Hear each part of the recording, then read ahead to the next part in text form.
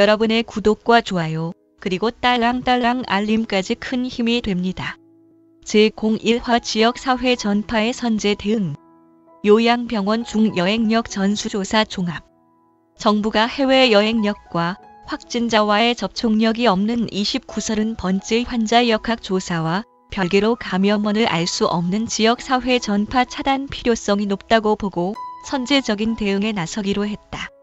당장 감염에 취약한 요양시설 종사자와 간병인 등을 대상으로 후베이성뿐 아니라 중국 전역과 홍콩, 마카오 등 오염 지역 여행력을 전수조사해 업무 배제를 권고키로 했다. 지역사회와 의료기관 내 전파 차단을 위해 해외여행력과 무관하게 원인 불명 폐렴 환자에 대해선 의사 판단으로 신종 코로나 바이러스 감염증 코로나19 진단 검사를 확대키로 했다. 코로나 바이러스 감염증 -19 중앙사고수습본부 중수본은 17일 요양병원 간병인 실태조사 방안과 16일 국무총리 주재 확대 중수본 회의 논의 안건 등을 논의했다. 정부 지역사회 전파 선제적 대비에 중점.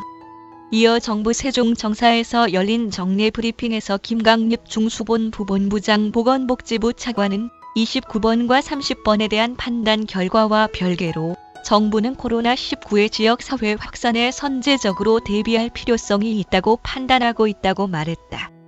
그러면서 최근 상황은 더욱 긴장이 필요한 시기로 보고 있다며 이미 우리 주변의 여러 국가에서 감염 원인과 경로를 알 수 없는 지역사회 감염 사례들이 나타나고 있다고 덧붙였다. 김 부본부장은 코로나19가 증상이 경미한 상태에서도 전파가 잘 이루어지는 특징이 있다는 점을 감안한다면 코로나19가 국내 지역사회로 유입되는 것을 최대한 막아내고 이를 지연시키는 한편 지역사회로 전파되는 상황을 선제적으로 대비하여 유행의 규모와 여파를 줄이는 노력을 병행하는 것이 현 시점에서 적절한 방역관리 대책의 주안점이라고 강조했다. 지난 16일 국내에서 29번째 코로나19 확진 환자로 판명된 82세 한국인 남성은 지난해 12월 이후 외국을 방문한 적이 없었다고 진술했으며 기존 확진 환자의 접촉자도 아닌 것으로 확인됐다.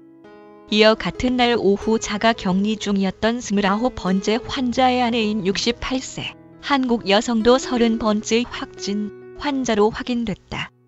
이처럼 해외 여행력이 없고 확진자와의 접촉력도 없는 환자가 발생하자 국내에서도 감염원과 감염 경로를 알 수 없는 지역사회 내 코로나19 전파가 시작된 것 아니냐는 지적이 나온다.